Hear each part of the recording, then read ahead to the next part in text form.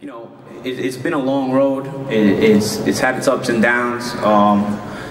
Speaking of the last fight, you know, some things irked me. The result definitely irked me. I don't mind losing a decision. It's close. It could go both ways. You know, things happen.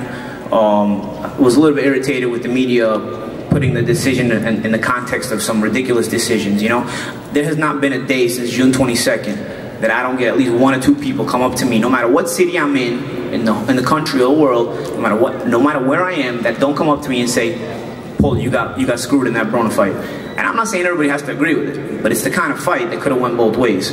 So when I hear reporters putting it into context with the judge or the split decision was ridiculous, like the Mayweather-Canelo majority decision, guys, I don't know about you, but I don't think one person is going up to Canelo Alvarez telling him he won that fight. I don't think one person. So I don't know what bifocals some of you guys had on the night I fought Broner, but get some thicker ones for the rest of your careers if you're going to do this job. Because if you're going to do this job, at least get it right.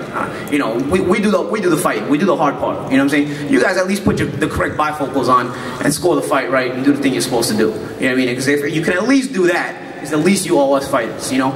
I've gone into a lot of rants and raves over my career, you know, over the course of my career, and you know, it's you guys' responsibility to do that, not me. It's not my responsibility to fix the fight game. It's my responsibility to put on a good show and entertain. Okay, it's you guys' responsibility to bring out what's wrong with it and what's not wrong with it, and to change things for the positive. So it's not just up to the media to make your fantasy pound for pound lists and this guy's better than this guy.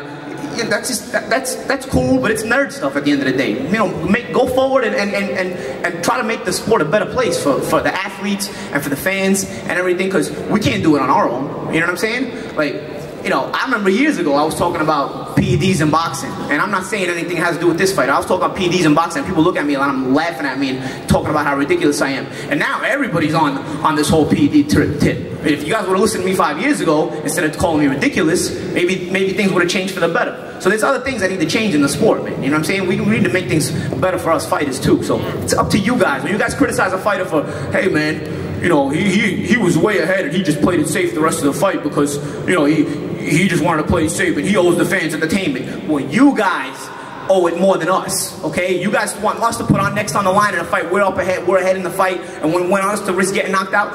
Why don't you guys risk your jobs and bring out what's wrong with the sport sometimes, instead of keeping quiet so you can get ringside credentials? A lot of you guys are fanboys instead of media guys. You know what I mean? If boxing was a mainstream sport, a lot of you guys would not have a job because real media guys would be covering it, okay? A lot of you guys gotta be thankful that this is a secondary sport in the country. It's popular, but it's a secondary sport. So do your job right. And last but not least, I don't know how many times I've read that I won my WBA title on a cut against Zinchenko. Watch the damn fight. That fight got stopped with me throwing a combination on the ropes of Zinchenko. There was no doctor that was ever gonna stop that fight on any kind of cut. I was in a foreign country. Get your shit right. Thank you. Brooklyn, stand up. Me and Zab Judah, December 7th, gonna put on a great show.